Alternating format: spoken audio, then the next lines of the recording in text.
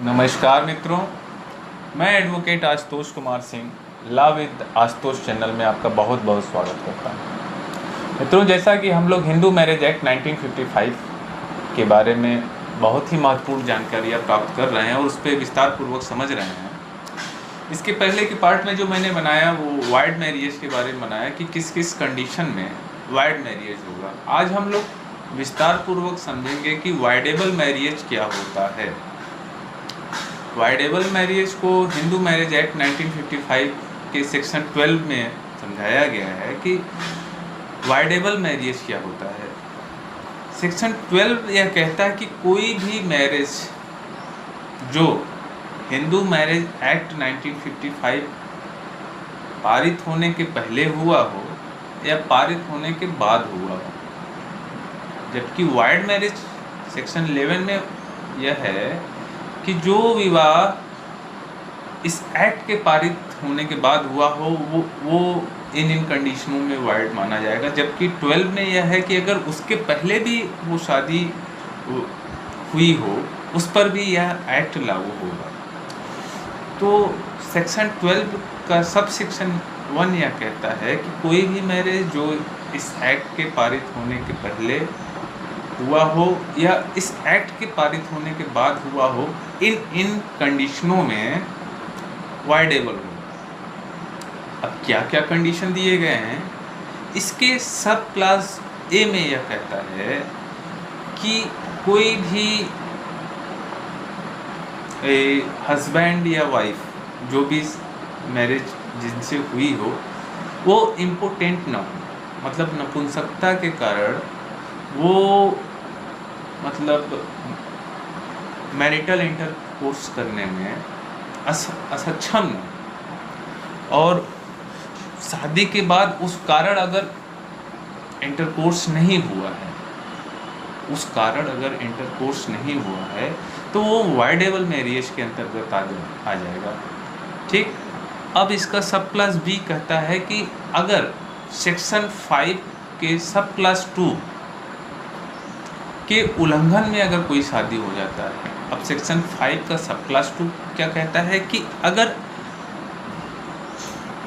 Unsound mind के कारण valid consent देने के लिए समर्थ न हो पक्षकार, अगर वो मानसिक विकृतता के कारण इस स्थिति में हो कि वो वैलिड कंसेंट ना दे पाए, मतलब पागलपन के दौरान उनको यह न समझ में आए कि मेरी शादी किससे हो रही है, क्या डिसीजन मेरे अगेंस्ट या मेरे फेवर में लिया जा रहा है, और मतलब इस कंडीशन में हो कि वो वैलिड कंसेंट ना दे पाए और शादी हो गई हो, तो वो भी वाइडेबल श्रेणी में आएगा। ठीक। अब इसका सब क्लास सेक्शन 5 का सेकेंड पार्ट यह कहता है कि अगर वैलिड कंसेंट देने में समर्थ भी हों तो वो मानसिक विकार के बीमारी से इस हद तक बीमार हों कि वो प्रोक्रिएशन ऑफ चिल्ड्रेन के अयोग्य हों, मतलब उनसे संतानोत्पत्ति की उम्मीद न की। वो इस प्रकार मतलब धारा 5 के सेकेंड सब सेक्शन 2 में के अंतर्गत जो भी कंडीशंस ऑफ वैलिड मैरिज दिए गए हैं उसके अगेंस्ट में हुई है शादी तो वो वाइडेबल मैरिज मानी जाएगी। इससे रिलेटेड एक बहुत ही महत्वपूर्ण मुकदमा है, वाद है, अलका शर्मा बनाम अविनाश चंद्र शर्मा, मध्य प्रदेश हाई कोर्ट का मामला है। इसमें जो अविनाश चंद्र शर्मा रहे, इन्होंने एक सूट फाइल किया अपने वाइफ के अगेंस्ट में सेक्शन 12 में कि इनकी वाइफ सिजोफ्रेनिक हैं, इनके साथ रहना संभव नहीं है और इन ग्राउंडों पे उनको डाइवोर्स वाइडेबल मैरिज करार दे दिया जाए।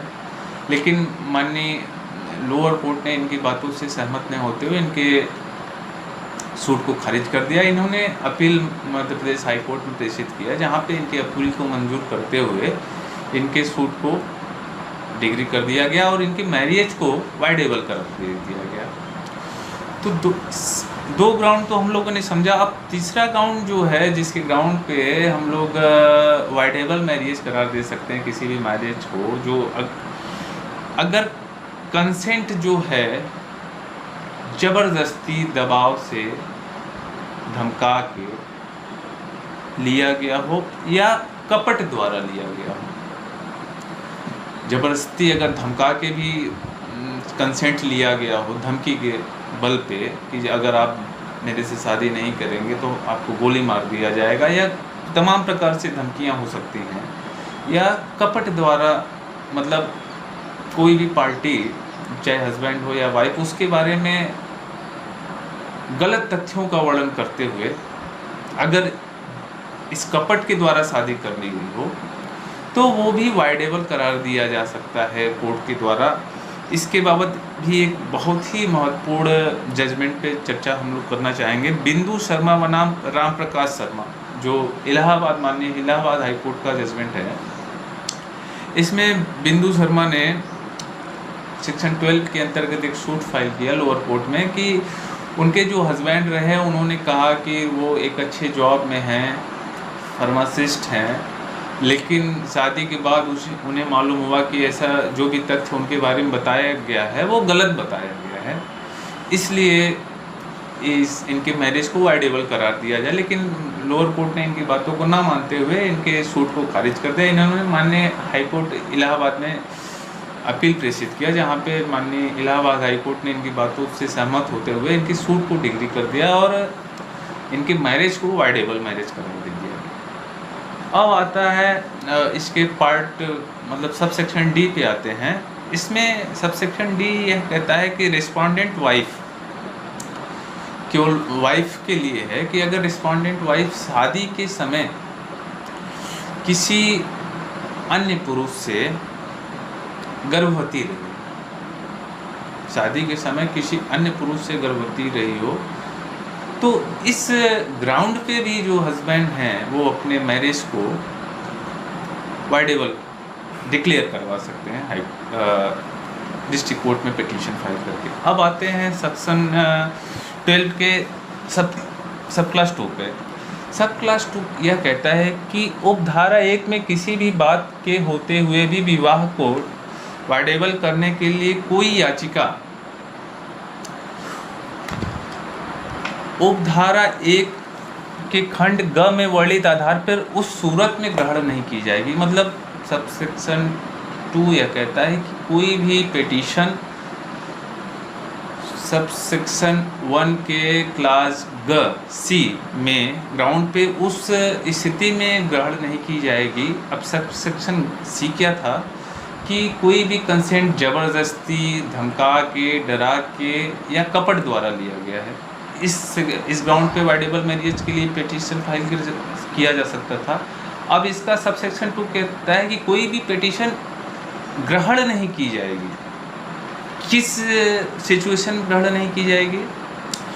कि अगर जो बल है, दबाव है, धमकी है वो समाप्त हो गया हो और उस बल धमकी की समाप्ति के बाद 1 साल का समय बीत गया हो, तो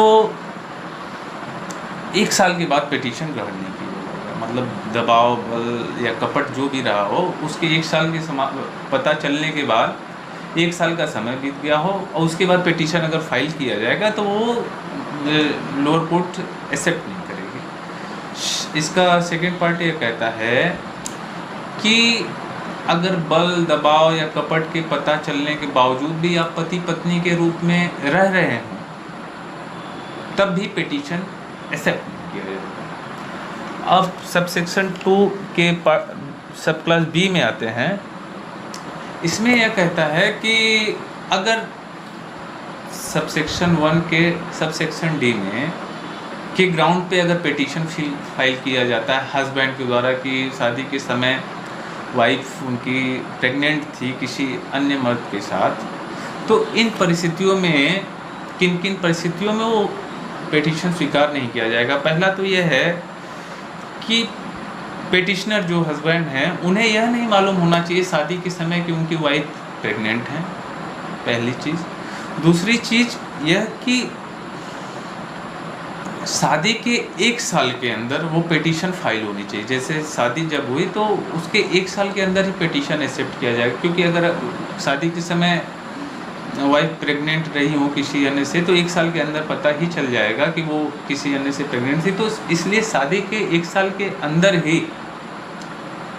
के अंदर ही पिटीशन फाइल करना पड़ेगा।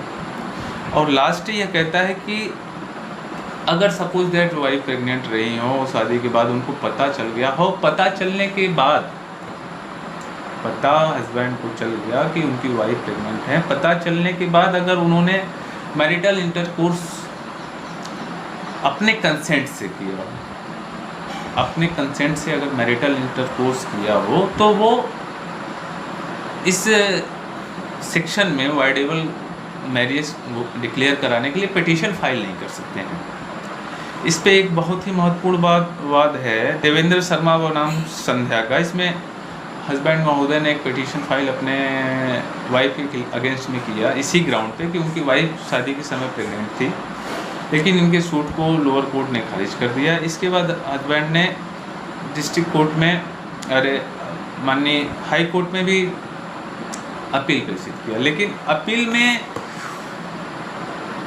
माननीय हाई कोर्ट ने यह कहते हुए उनके अपील को खारिज कर दिया कि वाइफ आपकी मान लिया कि दूसरे से प्रेग्नेंट रही शादी के समय, लेकिन आपने पता चलने के बाद भी उनसे मैरिटल इंटरकोर्स किया अपनी वाइफ से, इसलिए आपके इस ग्राउंड पे जो आपने पिटीशन फाइल है वो स्वीकार योग्य नहीं है, और यह कहते हुए उनके पिटीशन को खारिज कर दिया।